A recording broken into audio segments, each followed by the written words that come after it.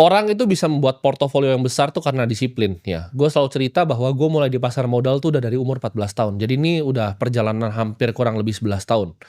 Semua harta yang gue bikin itu nggak dibikin semalam ya, dan ini Bitcoin ini bukan cara untuk kalian jadi kaya secara cepat. Ini adalah hedging karena kita tahu ya uang fiat itu banyak yang dicetak. Ini adalah salah satu alokasi portofolio gitu ya. Jadi bisa jadi kalian punya Bitcoin, kalian bisa juga punya aset yang lain.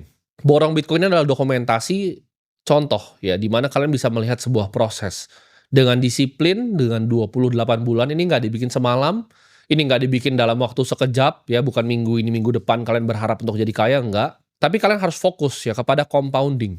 Jadi kalian gimana caranya kalian bisa punya fokus terhadap yang namanya compounding. Akan ada kalanya portofolio dari borong Bitcoin ini kan bisa lihat kan dalam historikalnya. Ada waktu itu yang sempat rugi, ada yang sempat turun, ya ada yang sempat turun bahkan 30% dari nilai ATH portofolionya.